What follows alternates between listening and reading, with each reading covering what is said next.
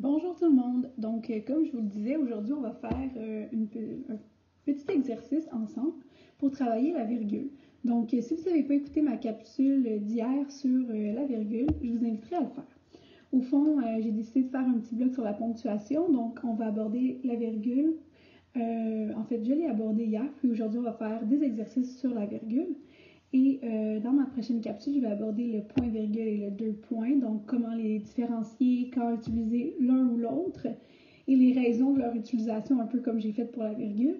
Puis dans une autre capsule, on fera aussi des exercices sur le choix du point-virgule ou du deux points, et la raison pour laquelle on doit faire ce choix. Donc, aujourd'hui, on va faire 8 exercices ensemble, et on va faire ça un peu de la même façon que pour les participes passés. Donc, je vous montre des phrases et je vous invite à prendre papier et crayon pour pouvoir tenter de faire les exercices ensemble. Je sais que la première phrase est plus longue, peut-être que les autres phrases sont un petit peu moins longues. Je ne sais pas si vous avez envie de les recopier, c'est vraiment pour vous. Donc, moi, je ne vous vois pas, mais je fais ça pour que vous puissiez vous entraîner un petit peu. Donc, vous pouvez essayer, en fait, lorsque je vais lire les phrases, de trouver où est-ce qu'on devrait mettre des virgules. Ça pourrait arriver aussi que dans certaines phrases, on ne doit pas en mettre. À la fin des 8 exercices, on va ensemble regarder les 8 réponses et en discuter un peu. Ensuite, je vais vous donner d'autres références. En fait, vous allez voir que j'utilise souvent le site CCDMD, comme c'était le cas aussi pour les participes passés, parce que les exercices PDF sont vraiment super. Donc, ici, d'ailleurs, mes exercices ont été pris sur le site CCDMD. Donc, j'ai mis la référence un petit peu plus loin. Et ensuite, comme je vous dis, je vous donnerai d'autres activités que vous pourriez aller faire. Donc, on commence. Prenez votre papier, votre crayon ou arrangez-vous comme vous le souhaitez. On va regarder la première phrase. Là, on s'entend que présentement, il n'y a aucune virgule. C'est à vous de voir est-ce que vous en metteriez, si oui ou. Alors, tout le monde était là pour une réunion de famille, comme on en fait tous les 5 ou 6 ans, sorte de mise au point généalogique où l'on compte les nouveaux-nés et les disparus. Alors, on s'entend que sans virgule, on perd un petit peu la voix, mais à savoir combien il y en a, où est-ce qu'elles sont placées, c'est à vous de voir ça. Donc, je vous laisse quelques instants pour essayer de trouver où devrait-il y avoir des virgules.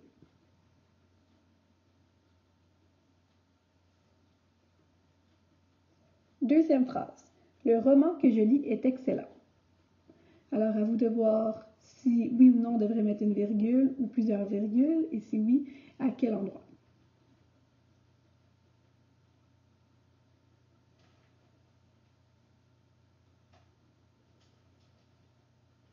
Je ne veux pas non plus trop retarder dans la vidéo, donc vous pouvez toujours faire pause si je ne vous ai pas laissé assez de temps pour que vous puissiez trouver la réponse. Troisième phrase. Ce film que j'ai vu plusieurs fois a fait rêver bien des enfants. Donc, est-ce que oui ou non on devrait mettre une virgule, plusieurs virgules, à quel endroit si c'est le cas?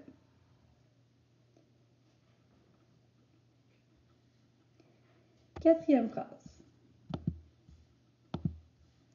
Le garçon avec qui elle sort est menteur et malhonnête. Encore une fois, est-ce que je devrais mettre une ou plusieurs virgules? Si oui, à quel endroit?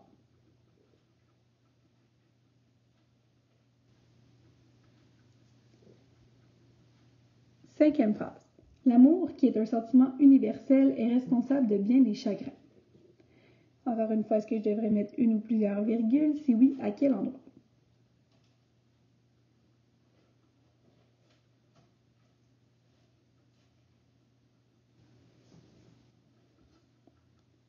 Sixième phrase.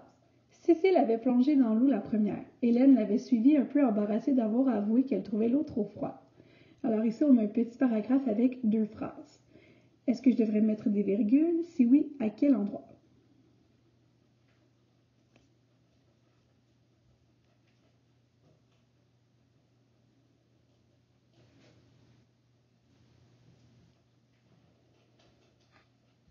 Septième phrase. L'amour que cette femme éprouve pour son défunt mari est infini. Est-ce que je devrais insérer des virgules dans cette phrase? Une, plusieurs? Si oui, à quel endroit?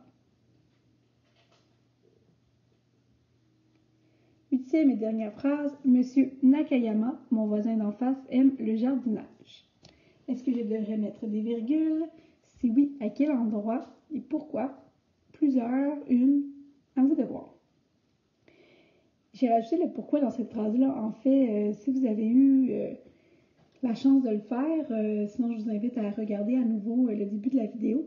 Mais ce serait intéressant aussi de savoir pourquoi on doit mettre des virgules ou pourquoi on choisit de ne pas en mettre. En fait, vous pouvez aussi regarder ma capsule sur les 10 raisons d'utiliser la virgule. Mais ce que je vous dis là, c'est que c'est beau d'avoir un peu l'instinct puis de mettre les virgules un peu où on pense, mais si on veut devenir meilleur, si on veut réussir à passer des tests qui sont plus difficiles, il faut comprendre aussi les raisons pour lesquelles on utilise la ponctuation. Et c'est la même chose pour toutes les matières, en fait. Donc, c'est la même chose pour les participes passés. Moi, j'ai voulu vous apprendre pourquoi on accordait, pourquoi on n'accordait pas. Je pense que c'est important dans la réflexion pour être en mesure d'avoir des connaissances qui vont rester à long terme dans notre cerveau. C'est un petit peu ça l'objectif. Donc, on va passer au corrigé. Si vous n'avez pas terminé, vous pouvez faire pause sur la vidéo ou regarder à nouveau le début. Sinon, on passe à la correction. Alors, pour la première phrase, on doit ajouter une virgule devant « sorte de mise au point généalogique où l'on compte les nouveau-nés et les disparus ». Donc, c'est important de prendre une pause aussi dans cette phrase-là. Tout le monde était là pour une réunion de famille comme on en fait tous les 5 ou 6 ans. Sorte de mise au point généalogique où l'on compte les nouveau-nés et les disparus. Alors, la fin de la phrase, en fait, ajoute une information qui n'est pas nécessaire à la compréhension de la phrase, mais qui donne plus d'informations justement sur à quoi sert cette réunion de famille. Donc, c'est pour ça qu'on va mettre une virgule devant. Deuxième phrase, le roman que je lis est excellent. Donc, ici, on explique pourquoi il n'y a aucune ponctuation. En fait, c'est que l'élément en gras que je lis est essentiel au sens de la phrase de base. Donc, le roman est excellent ne donnerait pas assez d'informations. Donc, le roman que je lis est excellent. C'est la raison pour laquelle il n'est pas encadré entre virgules. Lorsqu'on va voir les subordonnés dans une capsule autre, vous allez voir que si justement elle est comme ça, non encadrée entre virgules, cette subordonnée relative, elle devient déterminative à la phrase. On ne peut donc pas l'effacer pour avoir une bonne compréhension de la phrase. Donc, ce qui est intéressant, c'est que ce corrigé-là vient aussi de l'exercice sur CCDMD. Et parfois, lorsqu'on ne met pas de ponctuation ou lorsqu'on n'accorde pas quelque chose dans la phrase, il nous explique pourquoi c'est le cas. Troisième phrase. Ce film, que j'ai vu plusieurs fois, a fait rêver bien des enfants. Donc là, cette fois-ci, notre subordonnée que j'ai vu plusieurs fois est encadrée entre virgules. Donc, ça veut dire que c'est une subordonnée relative qui est explicative. Alors, le fait d'avoir vu un film plusieurs fois, ça fait seulement ajouter de l'information à la phrase qui est non essentielle à sa compréhension à la base. On aurait pu très bien dire « ce film a fait rêver bien les enfants » parce qu'on s'entend que préalablement, on aurait expliqué c'était quoi ce film, étant donné qu'on a utilisé un pronom ici « ce ». Donc, un déterminant, pardon, ici, mais le déterminant « ce » et non pas le film qui fait comme aucune vraiment précision. Mais si on dit « ce film », c'est parce qu'on s'attend à ce que dans la phrase d'avant, on aurait un peu plus donné de détails. Donc, que j'ai vu plusieurs fois donne seulement une information additionnelle à la phrase. C'est la raison pour laquelle on la met entre virgules. 4. Le garçon avec qui elle sort est menteur et malhonnête. Encore une fois, pour la même raison que la phrase numéro 2, ici on n'a pas de ponctuation parce que l'élément en gras, donc avec qui elle sort, est essentiel au sens de la phrase de base. Si on dit le garçon est menteur et malhonnête, ça ne dit pas assez de détails sur la situation. Donc c'est sûr que c'est un petit peu difficile de voir parce que même si on enlève ce qui est en gras, la phrase se dit. Mais là, c'est vraiment pas une question de savoir est-ce que la phrase se dit ou pas, c'est une question de savoir est-ce que l'élément mis en gras, là, dans ce cas-ci, est-ce qu'il est essentiel à la phrase de base pour une bonne compréhension ou non? Comme c'est le cas, bien ici, on a encore une subordonnée relative déterminative, donc qui ne s'efface pas et qui n'est pas encadrée entre virgules. Comme je vous ai dit, au niveau des subordonnées, on va en reparler dans une autre capsule. L'amour, qui est un sentiment universel, est responsable de bien et chacun. Donc ici, c'est un petit peu comme la phrase numéro 3. L'élément en gras apporte seulement des informations additionnelles. Donc, l'amour, qui est un sentiment universel. Qui est un sentiment universel, c'est une subordonnée relative qui sera explicative. Elle ne fait que donner des informations supplémentaires sur comment est l'amour, mais sans avoir en fait une nécessité dans la phrase de base. C'est pas essentiel au sens de la phrase de base. C'est la raison pour laquelle on l'encadre entre virgules. Cécile avait plongé dans l'eau la première, donc ici aucune virgule. Hélène l'avait suivie, un peu embarrassée d'avoir avoué qu'elle trouvait l'eau trop froide. On aurait pu également inverser la phrase et dire « un peu embarrassée d'avoir avoué qu'elle trouvait l'eau trop froide, virgule, Hélène l'avait suivi ». C'est la raison pour laquelle, comme ça peut se déplacer, on va ajouter une virgule devant. 7e phrase, l'amour que cette femme éprouve pour son défunt mari est infini.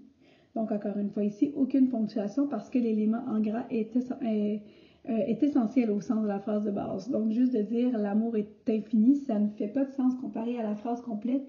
L'amour que cette femme éprouve pour son défunt mari est infini. Là, on comprend beaucoup mieux la phrase de base. C'est pourquoi l'élément en gras est essentiel et c'est la raison pour laquelle on ne l'encadre pas entre virgules. On aurait donc ici une subordonnée relative déterminative à la phrase. Et dernière phrase, Monsieur Nakayama, mon voisin d'en face, aime le jardinage. Donc ici, on l'encadre entre virgules parce que le fait de dire que Monsieur Nakayama, c'est mon voisin d'en face, ça ne change pas grand-chose au sens de base de la phrase. Monsieur Nakayama aime le jardinage, ça aurait fait autant de sens, ça aurait été la même chose que de dire Monsieur Nakayama, mon voisin d'en face, aime le jardinage. Ici, on a donc seulement un surplus d'informations, c'est la raison pour laquelle on va l'encadrer entre virgules. Voilà, donc moi je vais vous proposer d'autres activités à aller faire. En fait, c'est tout simplement sur le site de CCDMD. Un peu comme je vous expliquais, j'aime bien ce site. Donc, en fait, comme je vous le dis, il faut vraiment aller écrire CCDMD directement dans la barre de recherche Google et non pas d'aller par ccdmd.qc.ca. Si on arrive sur une page d'accueil, puis c'est plus difficile à se retrouver. Donc, CCDMD directement dans Google et vous cliquez sur le premier lien. Une fois que vous arrivez sur le site, vous allez dans l'onglet à gauche, exercice PDF, et vous choisissez ponctuation. Et une fois que vous allez être dans la ponctuation, mais j'étais déjà dessus, moi j'ai choisi celui-là ici, là, j'ai fait un des exercices avec vous, mais il y en a d'autres. Et il y a d'autres aussi exercices avec les virgules. Il y a aussi des exercices dans lesquels vous devez dire pourquoi on a mis des virgules, ou d'autres quand c'est dit correction, que vous devez corriger un peu comme on a fait ensemble. Donc voilà, vous allez pouvoir un peu fouiller là-dessus. C'est des exercices PDF dans lesquels il y a des corrigés. Vous pouvez imprimer ou les copier, coller dans Word et les faire et vérifier vos réponses. Et dans la prochaine capsule, on va aborder le point virgule et le deux points. Donc on va les regarder un petit peu ici dans cette section. Je vais vous faire une capsule plutôt théorique comme j'ai fait pour la virgule dans ma première capsule sur la ponctuation. Et dans une autre capsule, on pourra faire des exercices sur CCDMD ensemble, un peu comme on vient de le faire maintenant. Donc, si ces exercices vous ont plu et que vous avez aimé ma méthode, laissez-moi un thumbs up, donc un like sur ma vidéo. Et puis, si vous avez encore des questions ou si vous voulez aborder autre chose, laissez-moi les savoir dans les commentaires. Je vous souhaite une bonne journée.